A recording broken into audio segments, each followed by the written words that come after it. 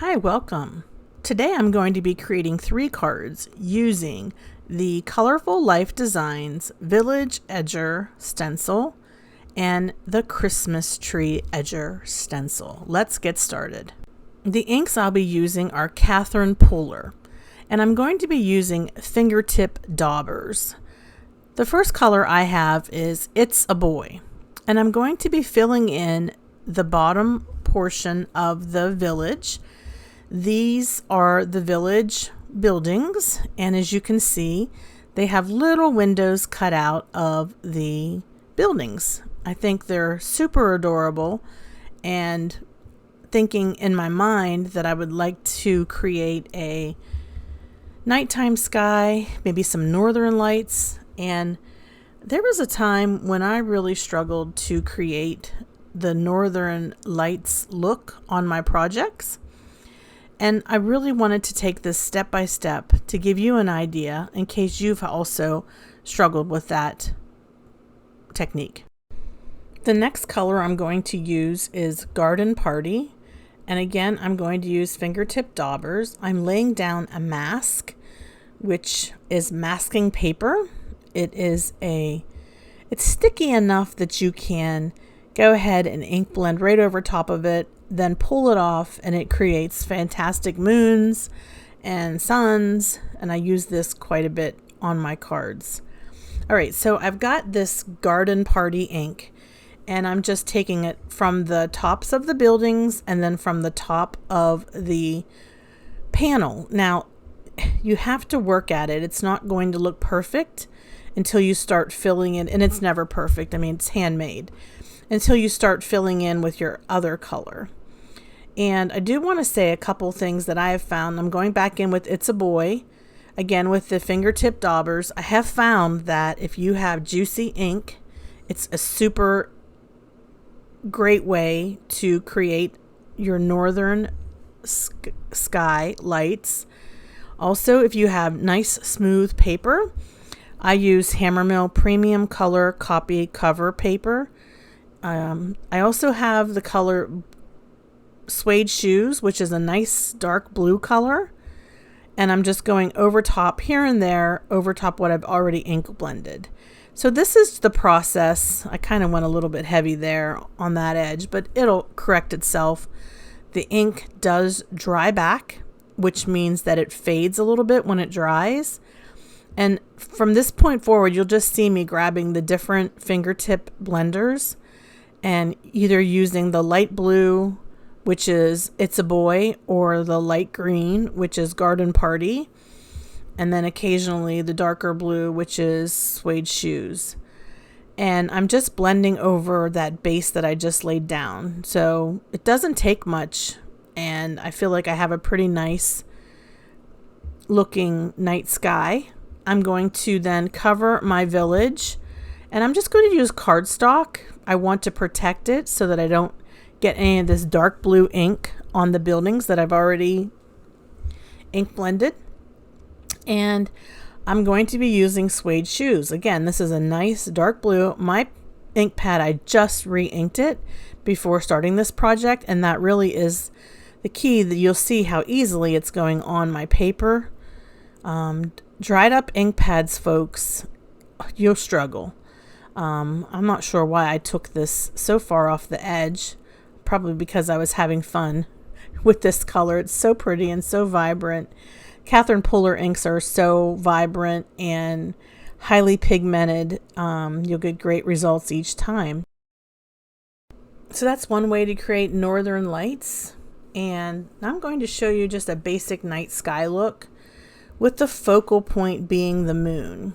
So I have blackjack ink from Catherine Puller, and I have a moon stencil that I laid down just using a piece of washi tape or tape, just something that's removable.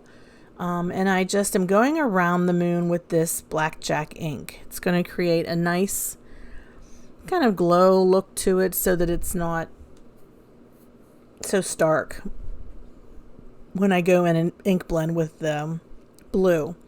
Now I have Twilight, which is a lighter color of gray from Catherine Puller, and I am still using these fingertip daubers. You can use brushes if you'd like.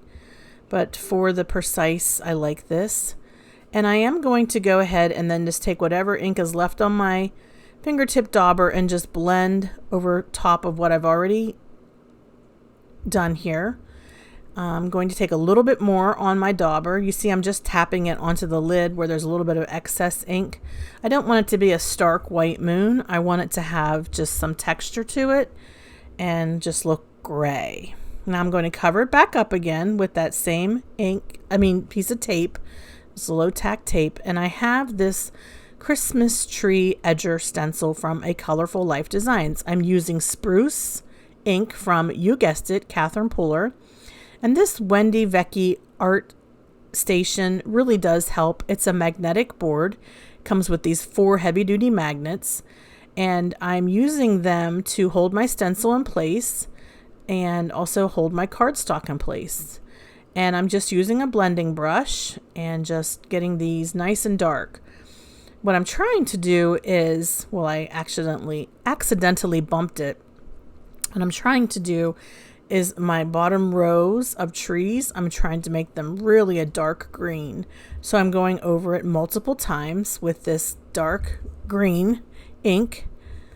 And then I'll slide my stencil up and over, one direction or the other, doesn't matter which. And then I'll take the bottom of that stencil and put it underneath, on top of what I've already ink blended. This is then creating protection so that I don't ink blend over what I just did. And this is going to create just a really pretty tree line, and it just gives it dimension. I'm trying not to have this line of trees match the line that I already created. And you'll see there's a little bit of white where I laid my stencil, and I'll just take the ink that's left on my brush and just go over those little sections. And that's really all you need to do. Don't panic if you have a little bit of white around your trees. And then this last row, I pretty much lined it up right on top of the one I just created. And again, I'm taking the bottom part of this split stencil and I'm blending, which I haven't added any ink. You'll notice I'm still using the same amount of ink on my brush. So it's getting lighter and lighter as I go back. And that's what's so ingenious about these stencils being split. You can layer and you can mask. Super fun to play with and super easy to create depth and dimension. Now I'll go ahead and create that night sky. I cleaned my station off. I'm going to put the bottom part of the stencil over top what I ink blended. I also cleaned my stencil to prevent any smudging of the ink, especially on my fingers. I've got Daydream and Juniper Mist Catherine Puller inks. I'm using the domed foam blending tools. I find these are really good tools to use when you're ink blending on a large area. And I'm trying to create a night sky that is darker on the top and then gets a little bit lighter at the bottom. And I'm actually going to add some sparkle at the end to make it look like stars. And then, of course, that big moon really is, just beautiful in the sky. So I'm just alternating between my Daydream and my Juniper Mist till I get a nice ink blend. And you can see how wonderful this turned out. Let me show you how I clean everything up. I use some mild stamp cleaner. I use Hero Arts Ultra Clean, and I dilute it with water so I don't have the full strength. And I have a microfiber towel, and I am cleaning both my station and my stencil at the same time. And then I put my stencils back together again, and I grab a piece of washi tape and keep them taped together. It just makes it easier for me than the next time I go to use those stencils. I do the same thing with the moon, and the moon is not from A Colorful Life Designs. I have the moon from another stamp set, but I wanted to use it just because it just, I think, is so striking. But I really felt my moon was way too white. So I'm going in with Twilight ink, and I am softening it a bit and adding just a little bit more of that Twilight ink. I'm doing the same thing with this panel that I created, and I'm just using that Twilight ink and that same stencil, and I'm just picking a section and dabbing it in with this fingertip dauber. I am just trying to get this moon to look like it has some texture. By the way, if you don't have a stencil like this, don't worry. All you need to do is go over your moon with some of this light gray ink and then take a little bit of water and flick it on your moon, and then take a paper towel and dry it up. It gives you the same exact effect. You don't have to have anything like this. You just don't. So I just wanted to reassure you in case you were wondering about that. But I am going to just use it just for the sake of having it at my disposal and just getting an impact out of these cards. All right, so there you have it. I went over the moon with the light gray ink, and then I grabbed my stencil and I stenciled over that. And then I have two scenes here. Now the scene on the bottom, you didn't see me create. I created it off camera, but I'm going to finish it and you will see the end result. At the end of my video, I'll have some still camera photos or still shots of the finished cards. Now I'm going to stamp Santa and his sleigh. I have a small red rubber stamp from Tailored Expressions. Actually placed an order with them recently, ordered some dies and some holiday sentiments, and they sent that as a free gift with purchase. But I am going to use a piece of acetate here and then stamp my image just to make sure I have it lined up correctly and it looks like it's in the right position. I'm pretty happy with that. Not going to make any changes. I'm using VersaFine Clair Nocturne ink. This is a pigment ink. It's going to set nicely on top of the Catherine Polar inks, which are a dye-based ink. Dye-based inks sink into your paper. Pigment inks set on top. Just be careful with the pigment inks. They take a little bit longer to dry, so don't rub your fingers against it. Okay, we've got to put some stars in our sky. I've got Ink on 3 liquid pixie dust and a fan brush. I'm just applying some of that liquid pixie dust and I'm adding some water and I'm just going to flick it over this project. Now that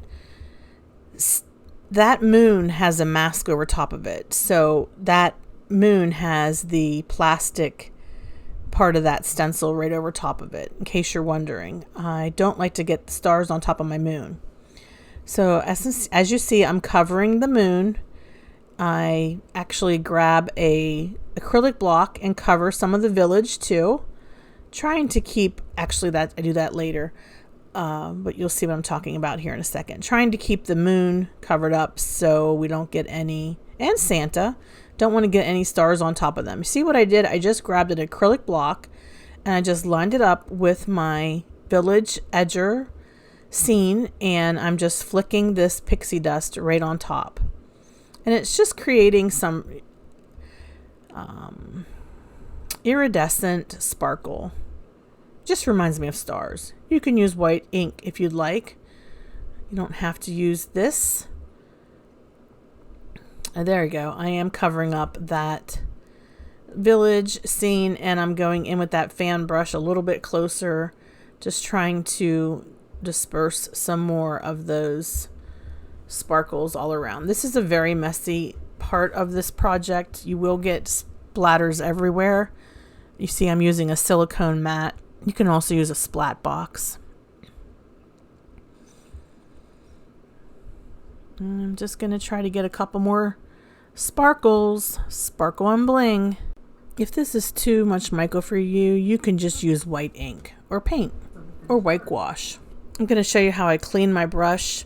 I use this brush mainly for creating stars, but I do like to clean it after each use. I spray a little bit of Ultra Clean on my paper towel and lots of water, and that's how I clean it.